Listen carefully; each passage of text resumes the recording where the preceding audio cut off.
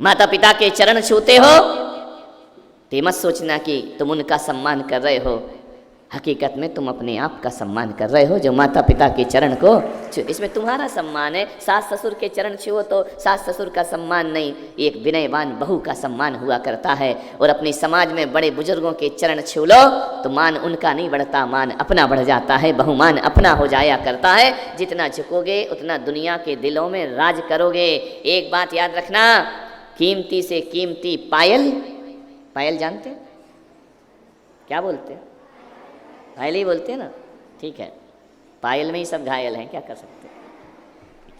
कितनी भी कीमती पायल हो, कितनी भी महंगी पायल हो, कितनी भी बड़ी और सुंदर और वजनदार पायल हो, लेकिन जब भी पहनी जाती है पैरों में पहनी जाती है और 1 रुपये की छोटी सी बिंदी माथे पे लगाई जाती है, क्योंकि वो बिंदी बहुत छोटी हुआ करती है। बिंदी माथे पे चढ़ती है, पायल पैरों में जाती है। एक बार क्या हुआ, मैं मंदिर गया, राजा बाजार के मंदिर, शांतिनाथ भगवान के दर्शन करने। एक बहुत बड़ा सा घंटा वहाँ पर लगा हुआ है। मैंने क्या देखा, एक पुजारी पूजा कर रहा है, छोटी सी घंटी लिए हुए है। मैंने घंटे को देखा और घंटी को देखा, दोनों में संवाद चल रहा था।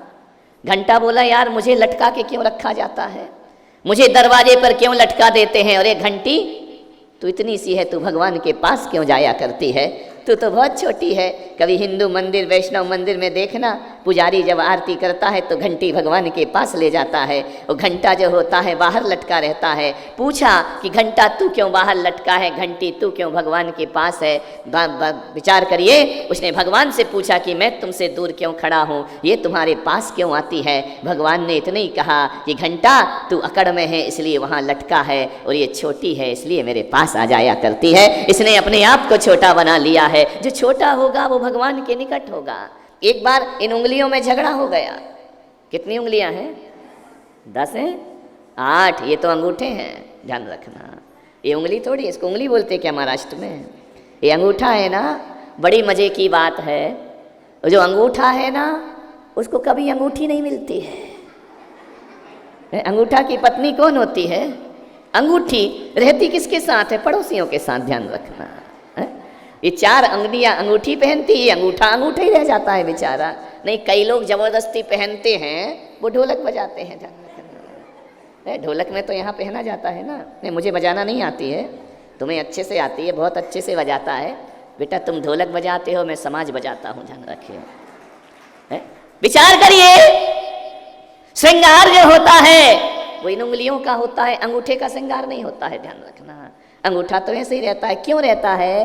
क्योंकि वो थोड़ा अकड़ के साइड साइड में चलता है, ध्यान रखना। ये 4 तो आपस में मिल जाती, ये यहाँ नहीं जाना चाहता, वो साइड में भागता है, कट के भागता है, वो अकड़ में जीता है। एक बार उंगलियों में चर्चा चल रही थी, सबसे अच्छी उंगली, सबसे महान कौन है? अंगूठे ने कहा चलो हटो, कोई महान महान नहीं हो, मेरी वजह से तुम सुहागिन हो, ध्यान रखना है। यदि ये ना होगा तो इनको अंगूठियाँ कौन पहनाएगा? बोले मेरी वजह से। 4 उंगली ने कहा ज़्यादा मत अकड़, कोई तेरी वजह से नहीं है, तू नहीं होगा तो भी अंगूठी हमारी हाथ में आएगी, ध्यान रखना। अंगूठे ने कहा तुम कुछ भी कर लो, मैं हूँ तो दुनिया है। बोले क्यों? यदि मैं नहीं होऊंगा तो रजिस्ट्री किसी के नाम हो ही नहीं सकती है, ये जमीन जायदाद किसी को नहीं मिल सकती है, मेरे लगने से करोड़ों का मकान किसी और का हो जाया करता है, ध्यान रखिए। मैं सबसे महान हूँ, मेरे बिना कुछ नहीं हुआ करता है। यदि मैं ना रहूँ तो कोई धनुर्धारी नहीं हो सकता है, और मैं ना रहूँ तो तुम 4 मिलके कोई सामान उठाना जरा, घर में जाके गिलास उठाना, अंगूठा हटाओ तो कैसे उठाओगे गिलास को? वो उठ ही नहीं सकता है। अंगूठे की बड़ी ताकत हुआ करती है,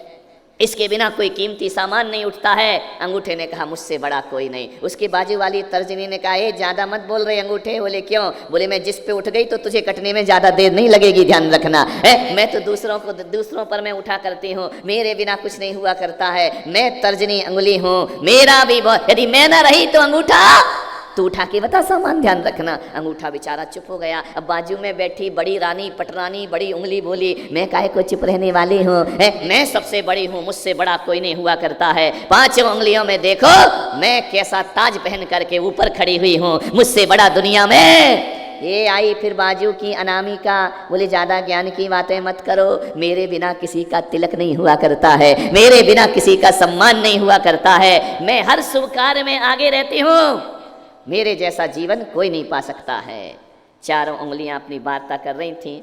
अब छोटी बाई आई, सबसे छोटी कनिष्ठा, उसने कहा देखो मैं तो कुछ जानती नहीं हूँ, मुझे कुछ आता नहीं है, भोली भाली हूँ, छोटी सी हूँ, लेकिन फिर भी मैं कह सकती हूँ मैं सबसे ज़्यादा महान अपने को समझती हूँ। मैं मानती नहीं हूँ लेकिन समझती हूँ, मैं अपने आप को सबसे ज़्यादा पुण्यशाली सौभाग्यशाली समझती हूँ। चारों ने कहा क्यों री इतनी छोटी ज़्यादा बकबक कर रही है क्या, तू कैसे सौभाग्यशाली हो गई? बोले इसलिए हो गई कि जब भी लोग गुरु के पास जाते हैं, भगवान के दर्शन करते हैं, मंदिर को जाते हैं और जब हाथ जोड़ते हैं तो सबसे पहले मैं आगे खड़ी रहती हूँ, मैं विनम्र रहती हूँ, इसलिए मैं सबसे ज़्यादा प्रणाम करने में सबसे आगे कौन खड़ी है?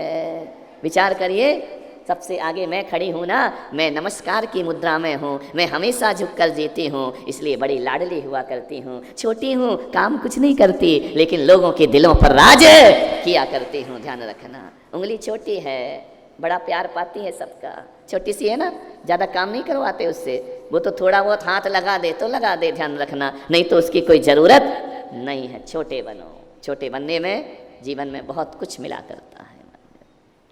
ज़्यादा बड़े मत बनो, बड़े बड़ाई ना करें, बड़े ना बोलें बोल, और हीरा मुख से ना कहें लाख हमारा मोल। ध्यान रखना, मालूम है ना, जो हल्के बर्तन होते हैं उनमें आवाज़ ज़्यादा होती है, भरे हुए बर्तन आवाज़ नहीं किया करते हैं।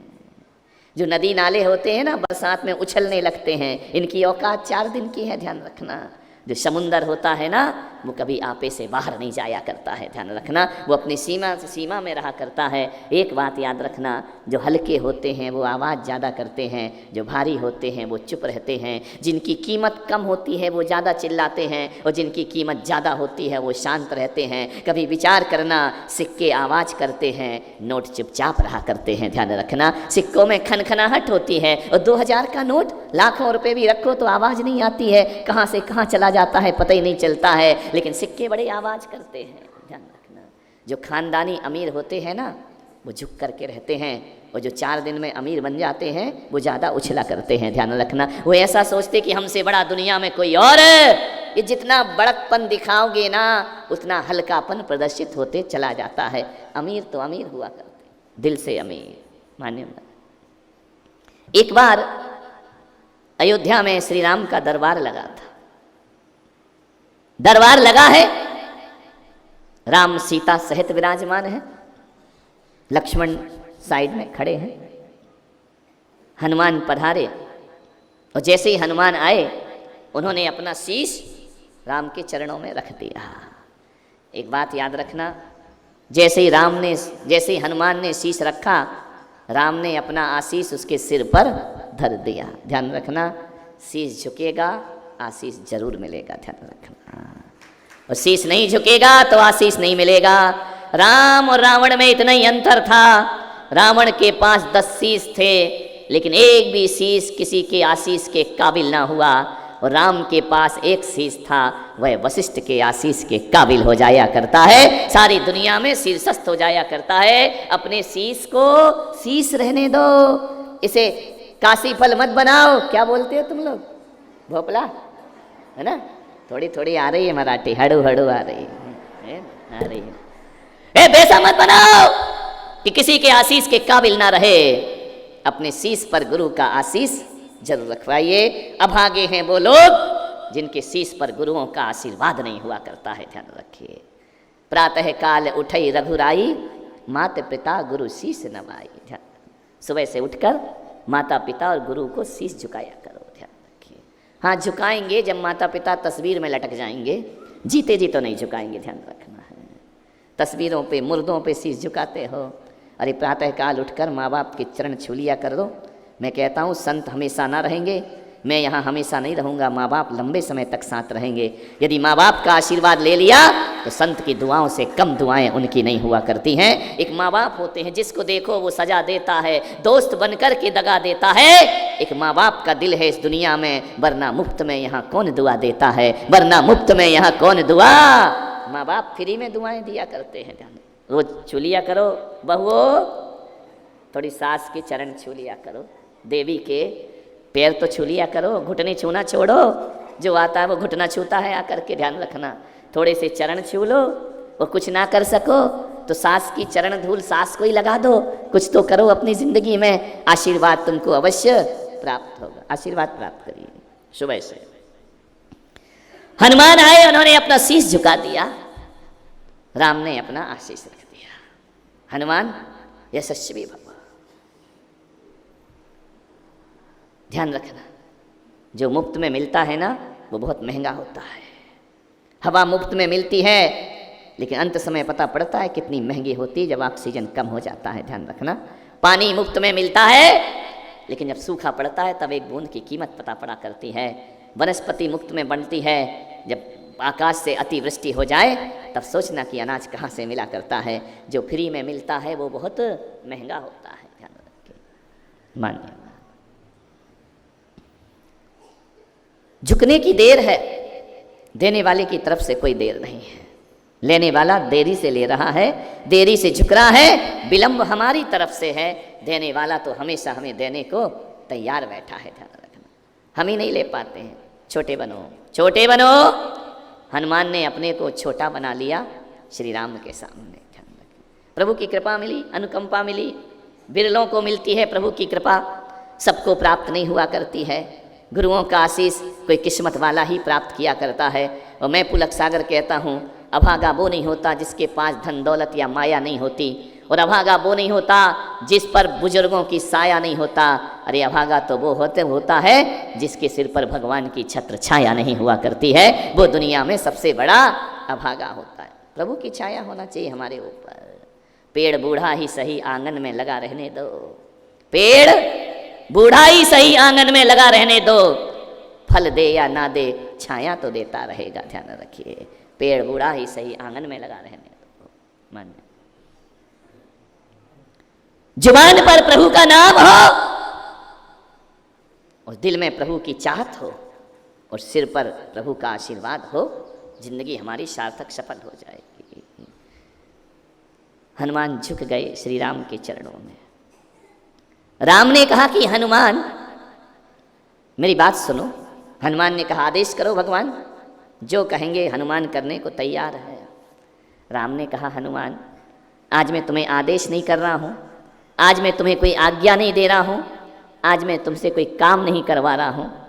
हनुमान मैं चाहता हूँ कि जिसने मुझ पर उपकार किए हैं उनको मैंने कुछ ना कुछ जरूर दिया है, और तुमने तो मुझ पर अनंत उपकार किए हैं। मेरा मन हो रहा है कि आज मैं तुम्हें कुछ दे दूँ। ध्यान रखना, कभी जिंदगी में गलती मत करना, भगवान से महापुरुषों से कभी मत मांगना। अरे ऐसा जीवन बनाना भगवान खुद कहें कि बोल तुझे क्या चाहिए।